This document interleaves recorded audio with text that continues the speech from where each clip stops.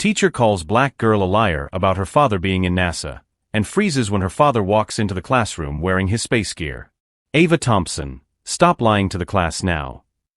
Teacher Jennifer Clark's voice echoed through the Lincoln Elementary classroom like thunder, abruptly cutting off the 9-year-old's presentation. All 28 third-grade students turned to look at Ava, who nervously held her project on space professions. The teacher snatched the poster from the girl's hands so hard that it tore one of the edges. Your father is not a NASA astronaut, young lady.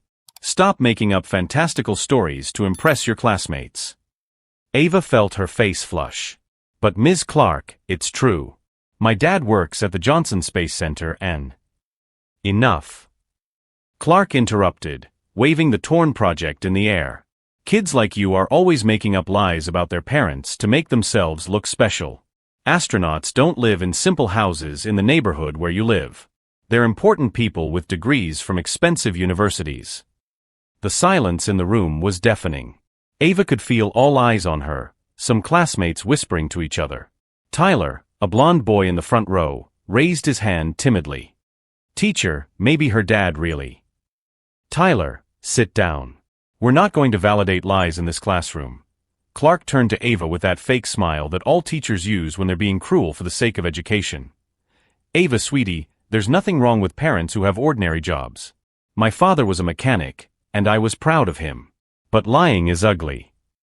Ava Thompson was only 9 years old, but in that moment she felt something that many black children feel too early, the weight of not being believed simply for existing.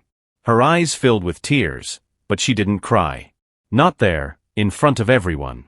Ms. Clark, Ava said in a voice that was surprisingly calm for a child who was being publicly humiliated. My father returned yesterday from a 3-week training mission. He's coming here at 2 p.m. to give a presentation on space exploration. You can call the office and confirm. Clark laughed dismissively. Ava, stop it. You're digging yourself deeper into this ridiculous lie.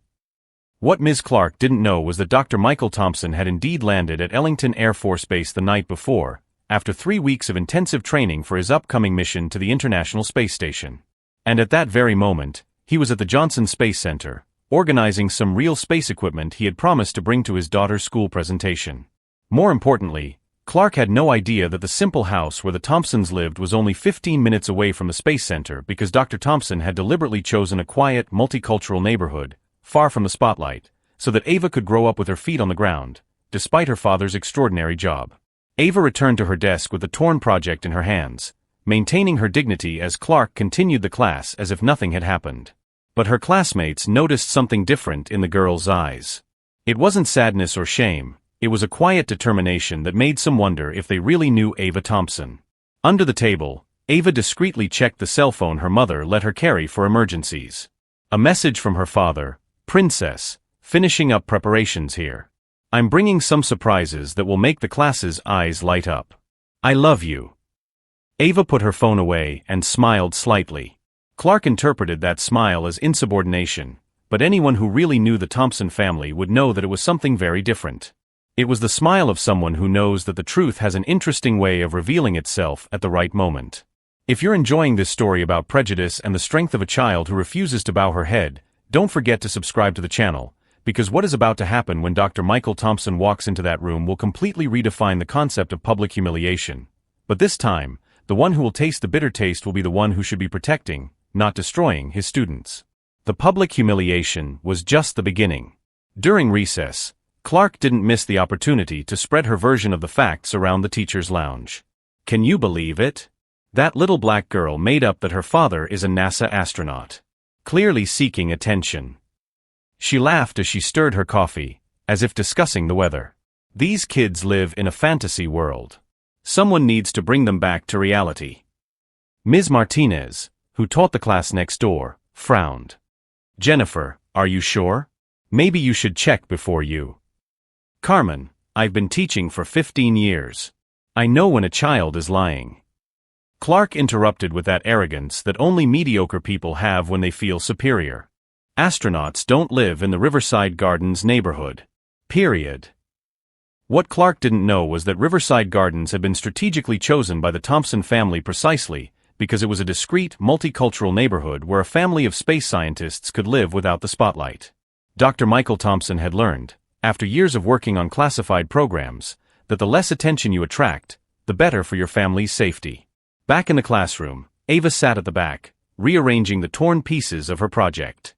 Other students whispered among themselves, some pitying her, others clearly doubting her as well. Tyler approached discreetly. "Ava, I believe you," he murmured. "My dad works for the government too, and he always says that the most important people are the ones nobody knows." Ava looked at Tyler gratefully. At least someone understood. "Thank you, Tyler.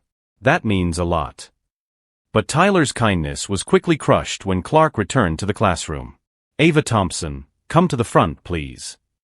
His voice had that fake tone of patience that teachers use when they want to appear reasonable while destroying a child. Ava walked to the front of the room, maintaining the upright posture she had learned from observing her parents' unshakable dignity. "Class, let's use this as an exercise in critical thinking," Clark announced, clearly savoring every word. "Ava, tell me, where exactly does your father work at NASA?" "At the Johnson Space Center in Houston, teacher. He's a specialist in life support systems for space missions." Some children whispered in awe at the specific details, but Clark just smiled condescendingly. "How interesting. And tell me, Ava, do you have pictures of him in space? Certificates on the wall? A space suit at home?" Ava felt the trap closing in. For security reasons, Dad can't show much about his work at home. He says that. "Oh, of course. For security reasons." Clark laughed too loudly, causing some students to laugh nervously along with him. How convenient. An excuse for everything, isn't it? What Clark couldn't see was the message arriving on Ava's cell phone at that very moment. A text from her mother, Dr. Lisa Thompson, a renowned biochemist. "Princess, your dad is at the center organizing real EVA equipment to take to the presentation. It's going to be unforgettable. We love you." Ava put her phone away, but not before Clark noticed. "Cell phone in class, Ava? What kind of example are you setting for the class?" "Sorry, Professor. It was a message from my mom." "Your mom? Let me guess, she also has an important and secret job." Clark's sarcasm was reaching toxic levels. "She's a doctor of biochemistry at the Houston Medical Research Institute. She develops medicines for astronauts." The room fell silent. Even to Clark, that sounded too specific to be a lie concocted by a 9-year-old. But instead of reconsidering, she doubled down. "Class, see how the lies keep getting bigger? First an astronaut dad, now a scientist mom." Clark crossed her arms. "Ava, sweetie, you understand that there's a difference between imagination and reality, right?" It was at that moment that something changed in Ava's eyes. Not anger, not sadness, a cold determination that made some classmates sit up straighter in their seats. It was the same look Dr. Michael Thompson had when he calculated complex orbital trajectories, the same one Dr. Lisa Thompson used when she analyzed chemical compounds that could save lives in space. "Ms. Clark," Ava said in a surprisingly calm voice, "when my father arrives here at 2 p.m., would you like to apologize in front of the class, or would you prefer to wait until he explains to the entire school about life support systems in zero gravity?" The silence in the room was deafening. Clark blinked several times, clearly not expecting such an assertive response from a child who should have been humiliated. "Ava Thompson, go to the principal's office. Now." Ava picked up her backpack with deliberate, calm movements. Before leaving, she turned to the class. "Tyler, can you write on the board that at 2 o'clock today you will learn about how astronauts breathe in space? My dad promised to bring real equipment." And then she left, leaving Clark with an expression of uncertainty for the first time in his 15-year career. In the hallway, Ava checked her phone again. A photo of her father organizing real NASA space helmets, oxygen tanks, and communication systems in his lab. The caption read, "Preparing the surprise of my life for my little girl. They don't know what's in store for them." Ava smiled for the first time since that morning. She had grown up hearing about precision, timing, and the importance of letting the data speak for itself. In an hour and 40 minutes, Dr. Michael Thompson would not just be a father defending his daughter. He would be a force of nature proving that underestimating a Thompson child, any Thompson child, was the kind of mistake that changed lives forever. Beneath that apparent calm, Ava knew she was about to witness something no 9-year-old should ever have to see, an adult discovering in the most humiliating way possible that all her assumptions about social superiority were about to explode like a miscalculated rocket, leaving only the wreckage of a career that would never be the same again. In the principal's office, Ava sat on the hard plastic chair while the secretary, Mrs. Rodriguez, watched her with an expression of genuine pity. "Honey, would you like me to call your parents?" she asked softly, her decades of experience recognizing when a child was being treated unfairly. "No need, thank you. My dad's coming at 2 o'clock anyway." Ava replied with that supernatural calm that made adults wonder if they were really dealing with a 9-year-old. Mrs. Rodriguez frowned. "At 2 o'clock? What for?" "For the presentation about astronauts that Ms. Clark said was a lie." The secretary stopped typing. In 15 years of working at that school, she had seen many children make up stories to impress their classmates. But something about the calm and specific way Ava spoke made her hesitate. "Where does your mother work, dear?" "Houston Medical Research Institute. She develops drugs so astronauts don't get sick in space." Mrs. Rodriguez felt a chill in her stomach. That was too specific to be a child's lie. She discreetly opened the school's computer system and checked the Thompson family's records. Father, Vincent Thompson, occupation, government employee NASA. Mother, Lisa Thompson, occupation, researcher, Houston Medical Institute. "Jesus," she whispered softly, picking up the phone. Meanwhile, at the Johnson Space Center, Dr. Michael Thompson finished carefully packing an EMU, extravehicular mobility unit space helmet used in actual spacewalks. Next to it, he organized a portable life support system, compact oxygen tanks, and a space communicator he had used on his last training mission. His colleague, Dr. Rodriguez, no relation to the secretary, watched in awe. "Mike, are you taking real mission equipment to an elementary school?" "My daughter was called a liar for telling the truth about her father's job." Dr. Thompson carefully closed the transport box. "Rodriguez, how many missions have you and I been on together?" 7. "Why? And how many times have you seen me back down when someone underestimates my family?" Rodriguez smiled. 0. God help that teacher. It's not about intimidation, buddy. It's about education. There are kids in that classroom who may never have seen a black adult in a position of authority and respect. Today they're not only going to see that, but they're going to learn that underestimating people based on appearance is scientifically impossible when you deal with facts. Back at school, Principal Mrs. Patterson finally arrived at her office after Mrs. Rodriguez's urgent phone call. "Explain to me again what happened," she said, sitting down at her desk. "Teacher Clark humiliated the girl in front of the whole class, called her a liar, tore up her project." Mrs. Rodriguez kept her voice low. "Patricia, I checked the records. Her father really does work at NASA." Mrs. Patterson felt her stomach churn. In 20 years as an educator, she knew exactly where this was going. "Where is Clark now?" "Teaching, as if nothing had happened." "And the child?" "Over there, waiting." Mrs. Rodriguez pointed to Ava, who was quietly reading a book she had taken out of her backpack. "Patricia, that girl has a composure that scares me. She's not nervous, she's not crying. It's as if she knows justice is on its way." Mrs. Patterson watched Ava for a moment. The girl looked up from her book and made direct eye contact, without looking away or appearing intimidated. This was not typical behavior for a child who had just been humiliated. "Ava, can you come here, please?" Ava walked into the principal's office with steady steps. "Yes, ma'am." "Tell me what happened in your class today." Ava told the story factually, without dramatizing or exaggerating. She mentioned every word Clark had said, every humiliation, every moment she was called a liar. Her voice remained calm throughout the narrative. "And is your father really an astronaut?" "Yes, ma'am. Dr. Michael Thompson. He returned yesterday from 3 weeks of training for his next mission to the International Space Station. I can show you the photos if you like." Ava pulled out her cell phone and showed photos of her father in spacesuits, inside simulators, in NASA laboratories. They weren't posed or professional photos. They were family photos of a father sending messages to his daughter while at work. Mrs. Patterson felt her hands tremble slightly. "Ava, does your father know what happened today?" "No, ma'am. I don't want him to worry. He said he was coming at 2 o'clock, so I thought it best to let him find out when he got here." The supernatural calm of that response made Patterson realize she was dealing with a child who had grown up in an environment where problems are solved with facts and strategy, not emotional drama. "Ava, what do you think will happen when your father arrives?" For the first time, Ava smiled. It wasn't a malicious or vengeful smile. It was the smile of someone who grew up seeing complex problems solved with scientific precision. "I think Ms. Clark is going to learn a few things about gravity, ma'am." Gravity. "My dad always says that what goes up must come down. Arrogant people rise too high without properly preparing for the landing." Mrs. Patterson swallowed hard. This was no ordinary child speaking.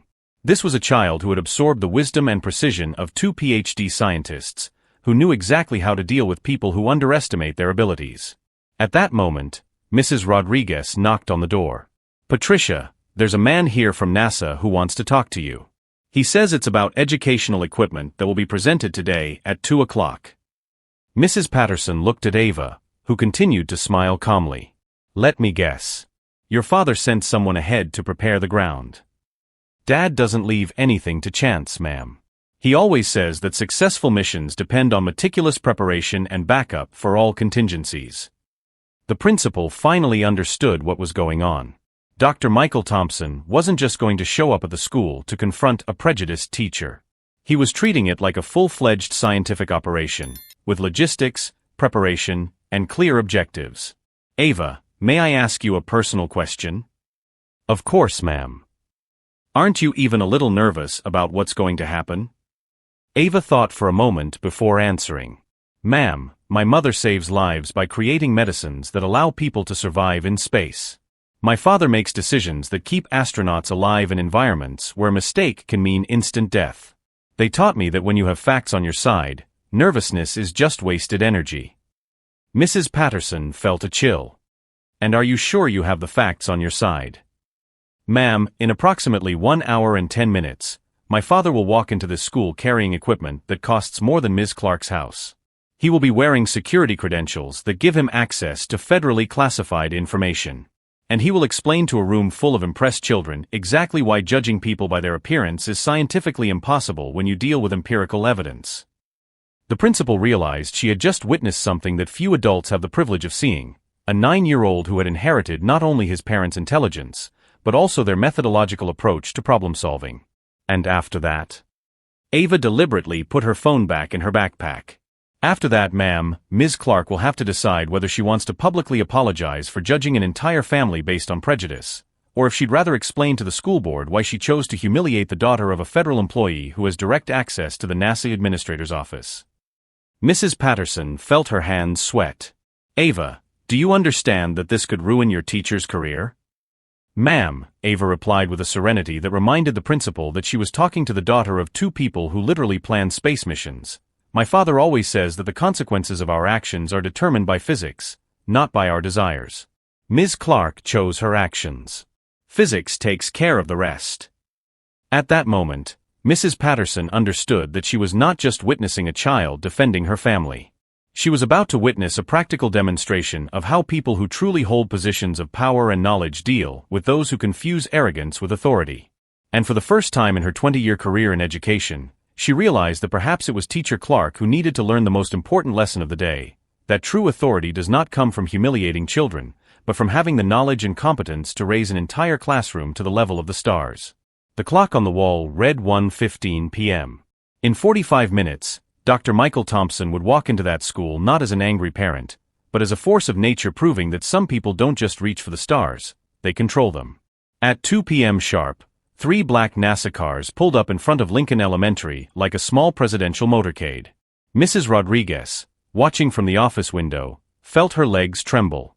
"My God," she whispered, "they brought a whole team." From the first vehicle, 2 men in dark suits emerged and began unloading equipment that looked like it came straight from the International Space Station. From the second car, Dr. Michael Thompson emerged wearing an official NASA jumpsuit with real mission patches sewn onto the chest, carrying a genuine space helmet that glinted in the Houston sun. Inside room 204, Teacher Clark desperately tried to maintain normalcy as her nerves unraveled. She had spent the last hour trying to convince herself that this child was lying, even after the disturbing phone call she had received from the principal. Class, let's continue with our math lesson, Clark said in a slightly shaky voice as she wrote fractions on the board with visibly nervous hands. That's when the door opened. Mrs. Patterson entered first, followed by two NASA men carrying equipment that made the room look like a science fiction movie set. And then, filling the doorway completely, appeared Dr. Michael Thompson. The silence that filled the room was not just an absence of sound, it was a rupture in reality itself. 28 9-year-olds had never seen a real astronaut in their lives, let alone one carrying equipment that cost more than the houses they lived in. Dr. Thompson didn't need to say a word. His presence commanded instant respect. His impeccably fitted NASA jumpsuit displayed mission patches that any literate adult would recognize. Artemis, ISS, International Training. This was no imposter or administrative staff member. This was clearly someone who had been to space. Professor Clark, Dr. Thompson said in a voice that carried the calm authority of someone who makes decisions in zero gravity, I believe you requested verification of my daughter's credentials. Clark felt her world collapse in slow motion. Her legs felt like jelly, her mouth was completely dry, and for the first time in her 15-year career, she couldn't form a single coherent word. I don't, how, she stammered, clutching the table to keep from falling. Children, Dr. Thompson turned to the class with a genuine smile. My name is Dr. Michael Thompson. I have been a NASA astronaut for 16 years and have just returned from 3 weeks of training for my next mission to the International Space Station. I believe my daughter Ava was questioned about this information. The room erupted in excited whispers. Tyler raised his hand shakily. Sir, have you really been to space? 3 times, young man. And I can show you some of the equipment I use there. Dr. Thompson waved to his assistants, who began setting up a demonstration that transformed that third-grade classroom into something straight out of NASA. Meanwhile, Clark tried to hide behind her desk, praying for the floor to open up and swallow her. Every piece of equipment that was revealed, every patch on Dr. Thompson's uniform, every technical word he used with ease, was a nail in the coffin of her arrogance. Ms. Clark, Dr. Thompson called her attention with cold courtesy, I believe you have a few words for my daughter. The woman who had spent the entire morning humiliating a 9-year-old child now trembled like a leaf before the daughter of one of the most qualified scientists on the planet. Dr. Thompson. I made a terrible mistake. Yes, you did. Her voice didn't rise, but each word fell like a hammer.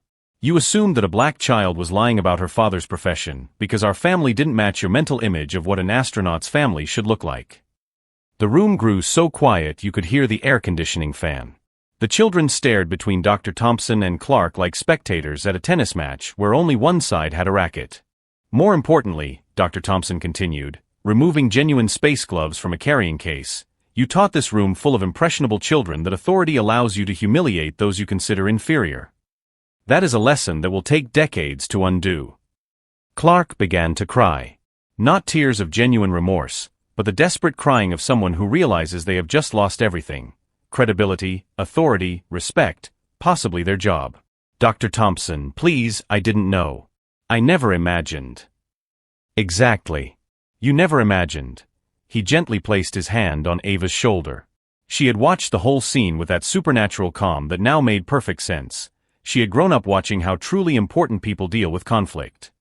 You saw a black child from a modest neighborhood and decided it was impossible for her to be telling the truth. The NASA equipment was now fully assembled. Real oxygen tanks, space communication systems, suits that had literally been in space. The demonstration that followed was the most impressive thing those children had ever seen in their lives. But the most powerful moment came when Dr. Thompson knelt down next to Ava's desk and said, loud enough for the whole class to hear, Sweetheart, I'm sorry you had to go through this alone. You behaved exactly as I expected you to, with dignity and strength. I'm proud of you. Then, turning to Clark with an expression that mixed pity and firmness, he added, Teacher, the education of these children is sacred. When you humiliate one of them based on prejudice, you're not only hurting an individual, you're poisoning an entire classroom of young minds with the idea that judging by appearance is acceptable. Clark tried once more to explain herself, but her words came out as incoherent babbling. The woman who had started the day as an unquestionable authority now looked like a student being reprimanded for cheating on a test. The demonstration that followed was magical. Dr. Thompson showed how astronauts breathe in space, how they communicate with Earth, how they survive in a zero-gravity environment. Every child was mesmerized, especially when they realized that the liar girl in their class had access to this extraordinary world every night at dinner. When Tyler asked if he could try on the space helmet, Dr. Thompson smiled.